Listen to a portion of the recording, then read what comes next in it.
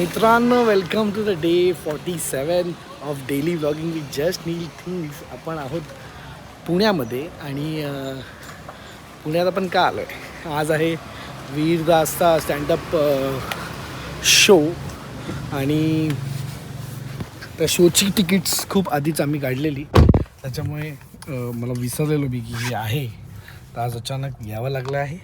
संध्याकाळी शो आहे, तोपर्यंत आपण जाणार आहोत पायलकडे, जे आमची एक मैत्रीण आहे, आणि मग संध्याकाळी तिच्यासोबतच आम्ही शोला जाणार आहे. कुठे आहे ती प्रेग्नेंट बाई? हो, कॉंग्रॅच्युलेशन. धन्यवाद धन्यवाद. साईडनी हक करायला लागतं, एवढं पोट डबल आहे वाटतं, डबल ट्विन्स. हा, दोघांचे पण पोट आपण. जा, असं बोल नको पुढे पुढे. तुझ्या लांबून मी दमून आलो आहे आणि मला इथे ऑमलेट बनवायला तयारी करून ठेवली बाईनी ऑलरेडी, की बाबा तू ये तुझं ऑमलेट बनव. म्हणजे ठीक आहे, डिमांड वगैरे आहे माझ्या ऑमलेटची, म्हणजे खूप आवडतं वगैरे, पण त्याला कोणी सांगितलेलं ब्लॉग टाकून क्रेविंग क्रिएट करायला लोकांमध्ये? अरे म्हणून काय झालं, ठीक आहे माझं, तू प्रेग्नेंट आहे म्हणून मी काय बोलत नाही तुला. एकदा आई झालीस की दुसरा मुलगा किंवा मुलगी होऊन मी पण मी मुलगाच होईल, दुसरा मूल होऊन मी पण येईन खायला.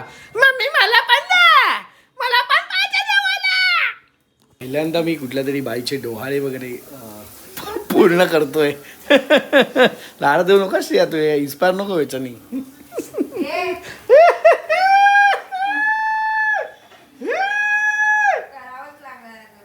हा काय काय हो, तुझा किचन मधला प्रेझेन्स बघता मी लग्नाच्या आधीच ठरलेलं आहे की करावं तर लागणारच आहे.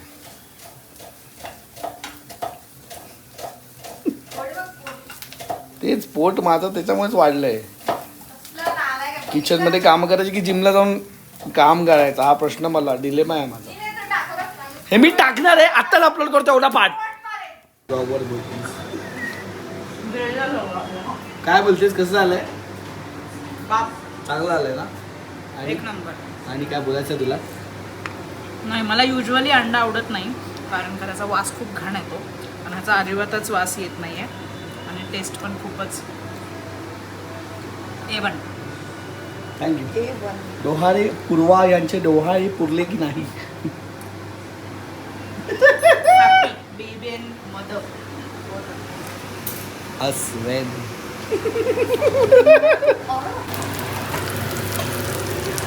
अशा पद्धतीने झालेलं आहे आपलं अंडा रेडी. आता खायची वेळ आलेली आहे.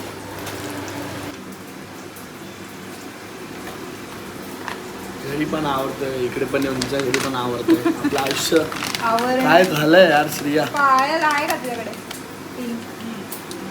मला सांगते. लग्न नका करू.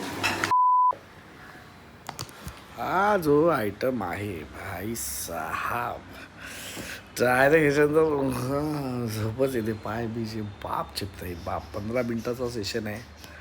हे असं होतं कारण ऑलरेडी ते डन झालेलं ऑइल पेंट आहे, त्याला सँड पण नाही केलंय.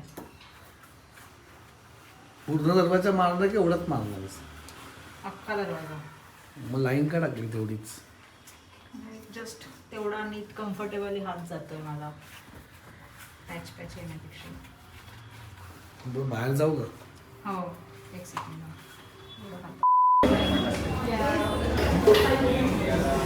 काय नाही, फक्त थोडं बाहेर आलो होतो.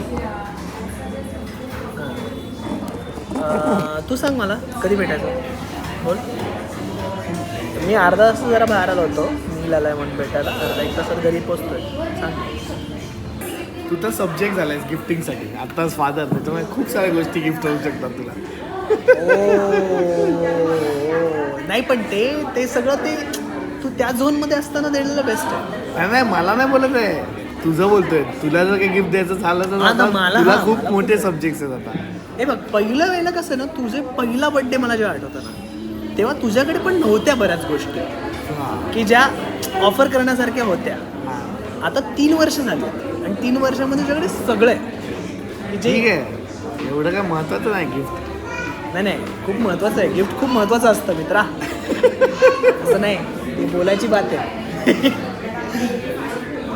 कारण का मला सांग, मित्रांमध्ये अनादर way of expressing love for each other. What is the way? एक तर आपण बोलत नाही, असं नाही की बाबा रोज भेटतो, असं पण नाही की माझ्या मनात आलं तर मी उठून येऊ शकतो घरदार सोडून. सिंगल पण नाही आहे मी, है ना. सो काय मी लिटरली असं बाला फोन केला, म्हटलं मेरे को एक बात बता, ऐसा क्या है जो नील के पास नहीं है? बॉडी, टाइम, हा time, most expensive thing. Time मिळव बाकीचं माझ आहे. बॉडीचं काय आता, तुझ्यावरचे 3 सेट जास्तीच्या मारून बॉडी तुझी झाली असती तर काय मित्रा, 4 तास जिममध्ये घालवले असते. कुठल्या ट्रेनरला हायर करायची गरज नाही, कोणाला काय नाही, एकटाच वर्कआउट करायचा. टेकअवे कॉफी थोड्या वेळाने देतात आमचं झाल्यानंतर. भारी आहे रे.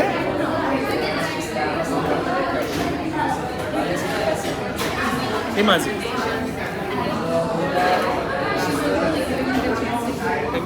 थँक्यू.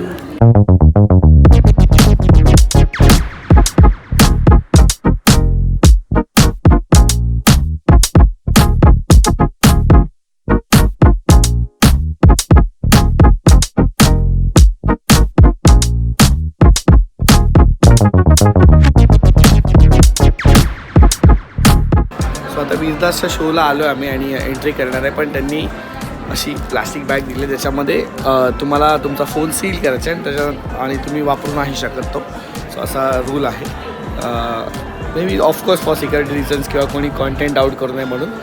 सो आपल्याला काही घेता येणार नाही आहे आणि मोस्ट प्रोबेबली मी त्याला आफ्टर द शो भेटणार आहे, तेव्हा जर मला काही शूट करता आलं तर मी करीन. बट पहिल्यांदा मी असं आलो आहे प्रॉपर स्टँडअप कॉमेडी बघायला. ह्याच्या आधी पण मी बघितलं स्टँडअप कॉमेडी, बट आता खूप टाईम झाला त्याला. तिकीट काढून असं प्रॉपर स्पेशल वगैरे बघायला मी पहिल्यांदाच आलो आहे. आणि पुण्याला आलं कारण की पायलने तिकीट काढलेली, ती म्हणते की मी काढली आहे तुमची पण तुम्ही याच. सो म्हणजे तिने ठरवून टाकली आणि खूप आधी काढली, त्याच्यामुळे डेटचा पण इश्यू नाही झाला, तिला सांगता पण नाही आलं की अरे मी नाही आहे, सॉरी मी नाही येऊ शकत, असं वगैरे काहीच नाही. मी खूपच 1-1.5 महिना आधीच काढलेली. बट ठीक आहे, मजा करूया, बघून येतो, मग तुम्हाला एक्सपिरियन्स सांगतो.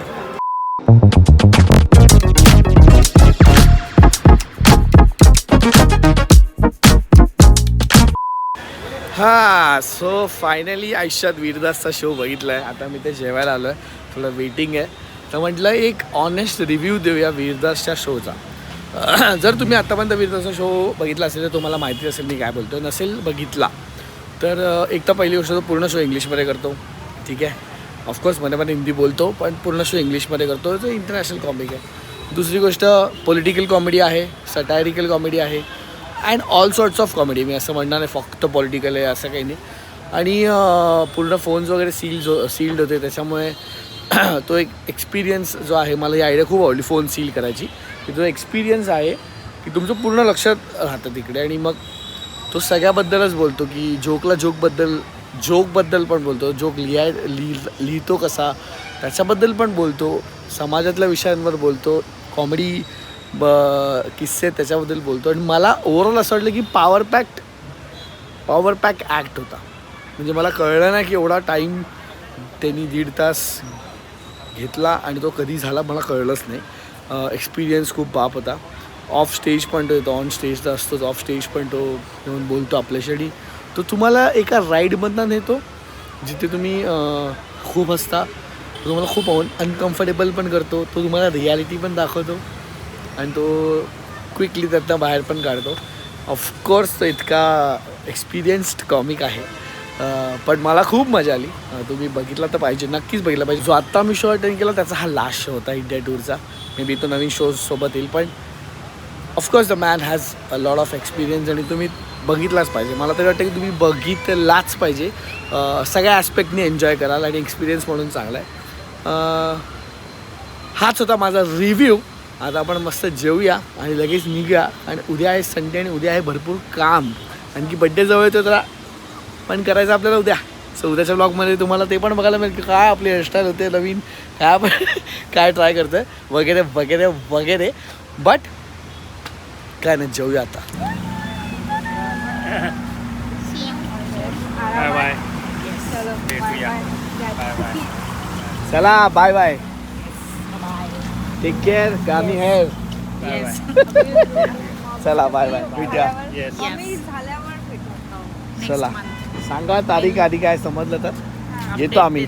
Yes yes, first week of September date आम्हालाच माहिती.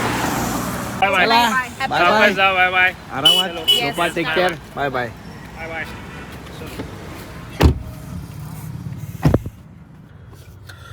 सो मित्रांनो, हा होता आपला पुण्याचा व्लॉग. कसा वाटला तुम्हाला प्लीज कॉमेंट सेक्शनमध्ये सांगा. आणि मला माहिती आहे की तुम्ही शेअर ऑफ द डे खूप मिस करताय. गेले 4-5 व्लॉग का 2-3 व्लॉग जे पण आहे मी शेअर ऑफ द डे केलं नाही, पण उद्या येईल. उद्या शेअर ऑफ द डे आपण करू. थोडं मला तुम्हाला ते असं मिस पण करायला लावायचं होतं, तर असं नको व्हायला की एकदमच हलक्यात घेत आहे, मस्करी करते.